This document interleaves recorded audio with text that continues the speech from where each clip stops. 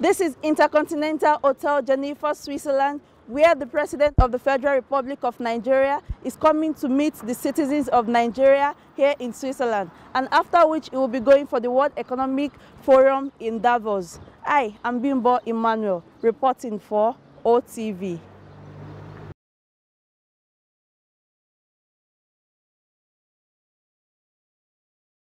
Okay, Mr. Bonner, please, your question.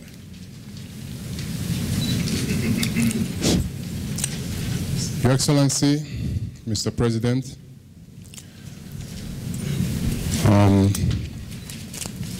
Your Excellency, Madam Njeze, Honorable Ministers, fellow Nigerians, ladies and gentlemen.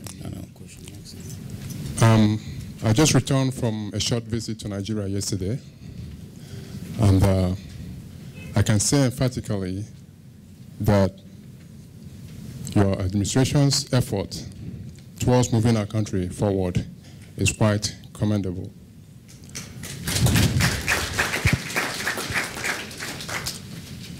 Among some observations I made, one that caught my attention was the Abuja Light Train project. This project will help move Abuja, or place Abuja as one of the most modern cities in the world. Now, here's my question, Mr. President. When will this light train project be operational? Thank you. Thank you very much. I see hands up. Liz Ahua. Liz Ahua, please. Please, thank you.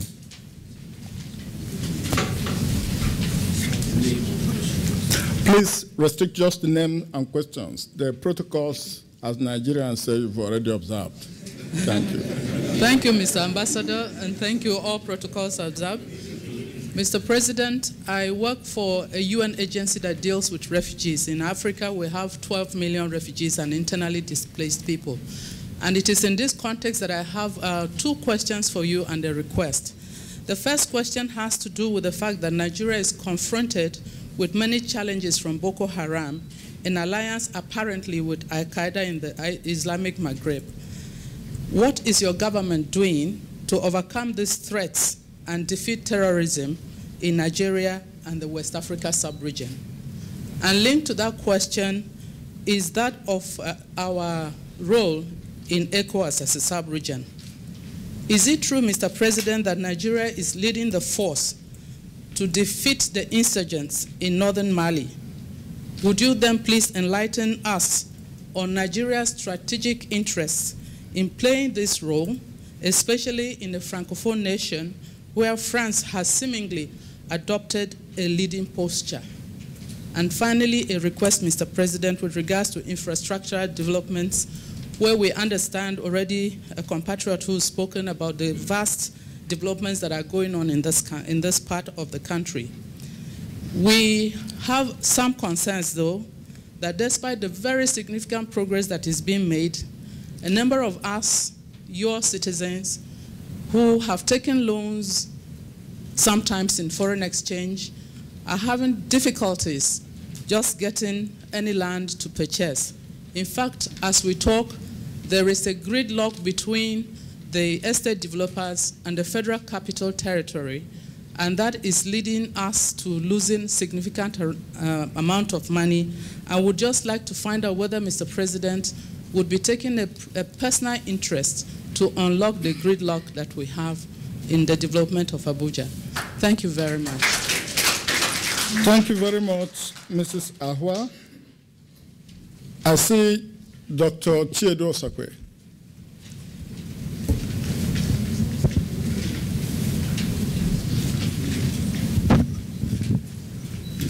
Good evening, Mr. President, honorable ministers, ladies and gentlemen.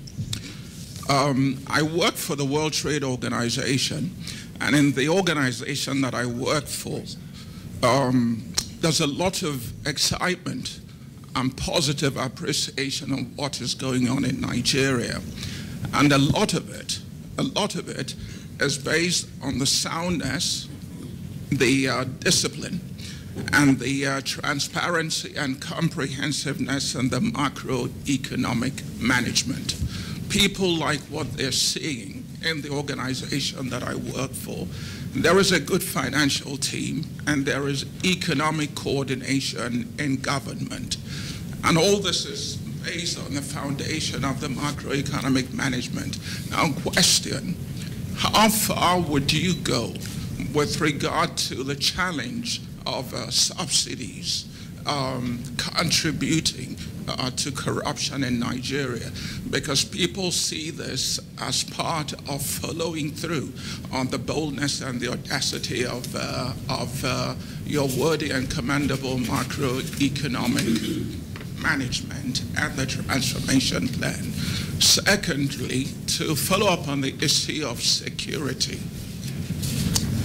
It's a major challenge. Everyone realizes that there is no magic wand, but a lot of the confidence that is required for foreign and domestic investors is appropriate signaling.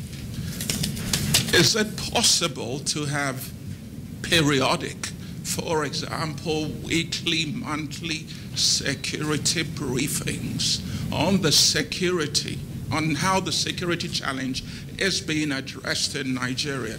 Do not misunderstand me, a lot is being done and people are aware of it. And dealing with security has to be adapted to the local environment. But signaling, particularly to the international community, is of utmost importance. And signaling that will carry beyond Nigeria to the foreign investor community, as well as to Nigerians like my colleagues and I who live outside. Thirdly, 34 years ago, I served at a permanent mission in New York.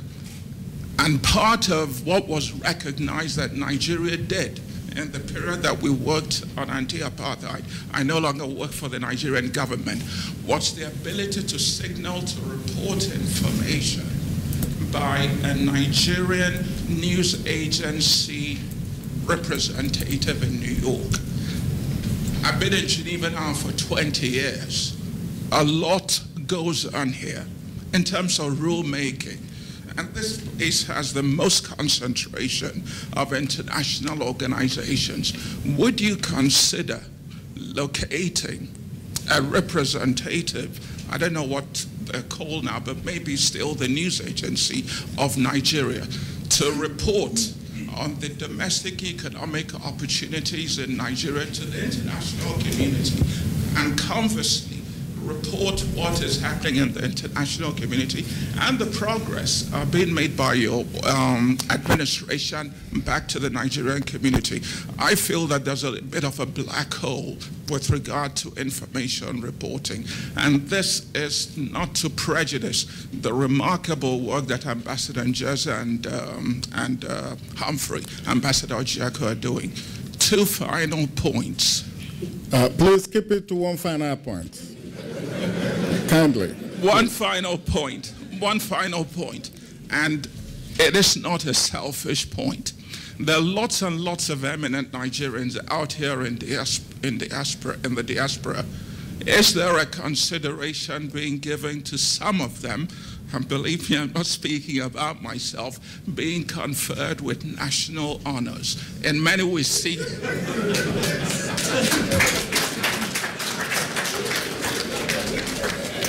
Thank you very much, Dr. Sakwe. Thank you so very much. We'll take the last question. We'll just take the last question. Mr. Ebalu, please. Please make it very brief, 1 minute. Your Excellency, Mr. President, all protocols duly observed. My name is Philip Ebalu. I work with Ora Investments, and our main objective is creation of jobs in emerging markets.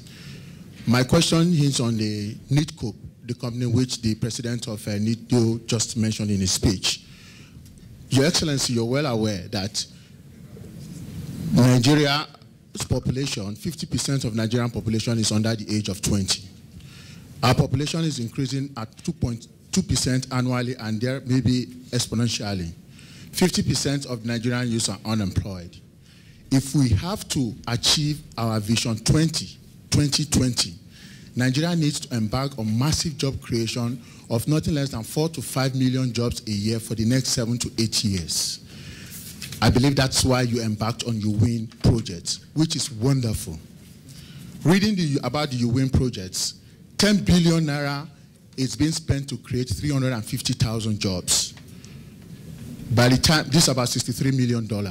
When we did the calculation to see how much is being used to calculate each job, it boils down to $180, which is very good and very efficient. Your Excellency, the model we have put together in NITCOP can create twice as many added value jobs. That is about 700,000 jobs for the same budget. It is not a 1-minute idea. It's been tested. It's doable.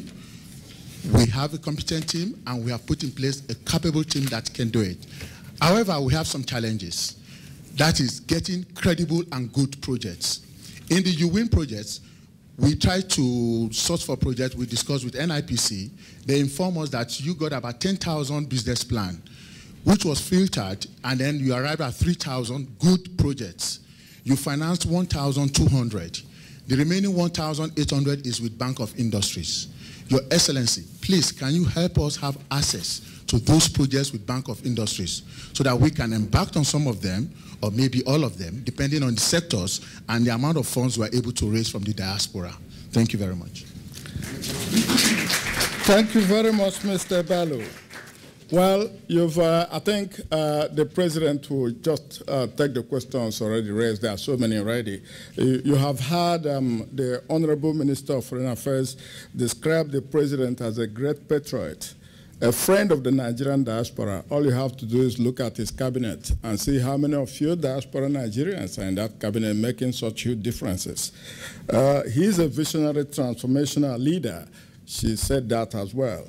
He is a humanist who has made a human rights walk in Geneva, New York, a walk through the park for those of us who are involved in it.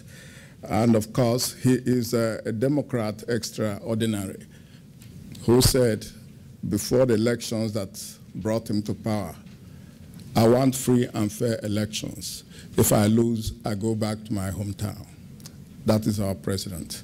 It's now my great honor and pleasure to invite all of you to welcome His Excellency, the President, Commander-in-Chief, Federal Republic of Nigeria.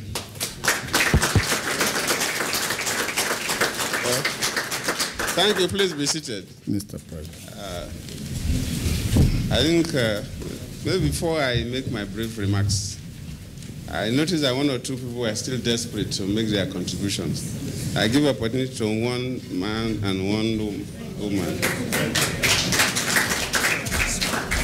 Now you can hear a Democrat extraordinary. After that, the Finance Minister and the Coordinating Minister of the Economy is going to brief you about the product we have for the diaspora. Then I will take off from there. Mr. President, I'm so delighted that you give us this opportunity to speak. My name is Sule Abba, and I work with the Global Fund. Global Fund supports Nigeria with the fight against TB, malaria, HIV, AIDS. I have one concern. I just came back from home. I'm not too much of a politician, so I wouldn't say much about the good things to you or the bad things to you. But when I went home, I had one major concern. At the time I went home, my state governor had an accident between, Kogi. And, excuse me, the issue was the press, as usual, was insinuating that he's flown abroad and so on and so forth. And I've traveled so many countries, I've worked in so many organizations, and I've met Nigerians in so many settings. Nigerians have been distinguished in so many areas, including our Minister of Finance. She's not the only one. We have a lot of Nigerians here who have broken the barriers that naturally limit people. But each time I sit in my office with my colleagues from other African countries, and each time I travel to other African countries, I found out that the health system, even in small countries, let me say Rwanda, happen to be stronger than our health system. And when Governor Wada had the accident, I called my friend in Abuja, and he said, well, he's in one Cedar hospital and may not likely be flown abroad, that he doesn't want to go abroad for treatment. The issue is virtually every dignitary in Nigeria that has even a toothache or a malaria is flown to Germany, or is flown to Israel, or is flown to India for medical treatment. So the issue is, to us, it is a big shame. It is not something that we should be proud of for those of us who are here. And I would like to plead with you that since you have very sincere intention to leave Nigeria better than you came in, I'd like to beg you that you should be able to put something behind before you leave in such a way that Nigerians, not necessarily those who are rich, not because of their capacity to pay, but the average Nigerian do not just die for simple ailment simply because they can't go to India or they cannot go to Egypt or to Sudan or wherever they go. And if you can do something at the higher level... Excuse me, I think Mr. President has understood your point. Sir, actually, Mr. please. President asked me to speak, sir. Not forever. Can I speak, please? Yeah. So, to summarize, sir, I'm not trying to stress your hospitality, sir. I'm pleading with you, sir, that if you can assist Nigerians, make us proud more, better, bigger. We are very proud Nigerians. Please help us do something that Nigerians will no longer go out for foreign treatments. Thank you very much, sir.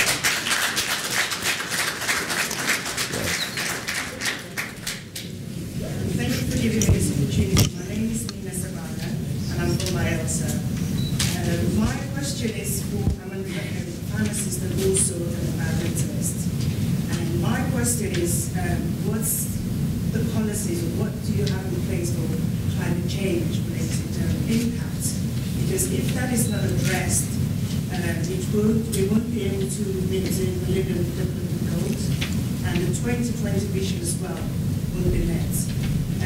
In 2011, I did a project with Architect Davos with sea level rise impacts in the Niger Delta. Policies were set in place, but of course the reports haven't been read. So I'd really like to know, please, because of the recent flood incidents that happened in Nigeria. Thank you.